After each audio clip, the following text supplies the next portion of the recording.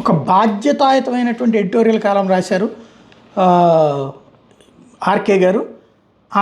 ఏ సంధ్యా theatre సంఘటనకు ఇది ఆంధ్రప్రదేశ్ ముఖ్యమంత్రిగా జగన్మోహన్ రెడ్డి ఉన్నప్పుడు ఆయనకి చిత్ర పరిశ్రమ మీద కోపం వచ్చింది.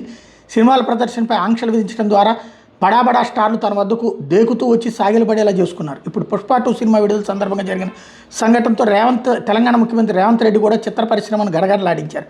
సంధ్యా థియేటర్ సంఘటనలో ఒక మహిళ మృతి చెందిన వెంటనే అల్లు అర్జున్ బేషరతుగా క్షమాపణలు చెప్పుకుంటే సమస్య ఎంత దూరం వచ్చేది కాదు. ఇంతకుముందు ఆ సినిమా సక్సెస్ మీట్ సందర్భంగా ముఖ్యమంత్రి రేవంత్ రెడ్డి పేరుని అల్లు అర్జున్ మర్చిపోయారు.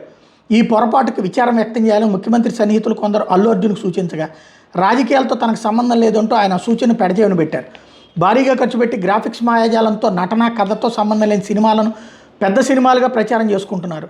సృజనాత్మకత స్థానంలో గ్రాఫిక్స్ చేరే మలయాళ చిత్ర పరిశ్రమని తీసుకుందాం. అక్కడ తక్కువ బడ్జెట్తో అద్భుతమైన కథలను తెరకెక్కిస్తున్నారు. నటులకు దర్శకులకు 100 కోట్ల పారితోషికం చెల్లించడం తెలుగు చిత్ర పరిశ్రమలో జరుగుతుంది. దీంతో తెలుగు చిత్ర పరిశ్రమ మీద ప్రజల్లో సానుకూల అభిప్రాయంతోనే నెగిటివ్ భావన ఏర్పడింది. ఇంత భారీ బడ్జెట్ సినిమాలు అవసరమా అనే చర్చ మొదలైంది. సినిమాల విడుదల సందర్భంగా గతంలో కూడా తొక్కిసలాటలు జరిగి ప్రాణాలు పోయిన సంఘటనలు ఉన్నాయి. అప్పట్లో అవి వివాదాస్పదం కాలేదు, ఎందుకంటే అప్పట్లో సినిమా నటులను ప్రజలు ఇష్టపడడంతో పాటు గౌరవించేవాళ్ళు. ఇప్పుడు సినిమా నటులకి స్టార్డమ్ మాత్రమే ఉంటుంది, గౌరవం ఉండటం లేదు. అతి భారీ బడ్జెట్ చిత్రాలు నిర్మించడం, పెట్టుబడులు తిరిగి రాబట్టుకునేందుకు టికెట్ ధరలను ₹1000 వరకు పెంచడం, ప్రేక్షకులపై భారం మోపడం దీర్ఘకాలంలో మంచిది కాదని చిత్ర పరిశ్రమ గుర్తించాలి. మితిమీరిన అహంకారం వల్ల అనర్థమే తప్ప ప్రయోజనం ఉండదు. హైదరాబాద్లో ఉండాలంటే అణిగిమణిగి ఉండాలని, లేదంటే ఆంధ్రాకు వెళ్ళిపోవాలని హెచ్చరికలు చేయడం సమంజసం కాదు. ఇలాంటి ధోరణులను అరికట్టాల్సిన బాధ్యత ముఖ్యమంత్రి రేవంత్ రెడ్డిపై ఉంటుంది. ఇది బాగుంది.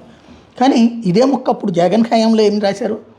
అహంకారం తలకెక్కినటువంటిది సినీ పరిశ్రమ చేతులు కట్టుకుని ఉంచోవాలా, వాళ్ళు ఎంత కష్టపడితే వస్తుందని రాశారు. అంటే జర్నలిజం కూడా మనకు అనుగుణంగా లేదా మనకి కావాల్సిన వాళ్ళకి అనుగుణంగా అనుకూలంగా మారిపోతుంటుంది.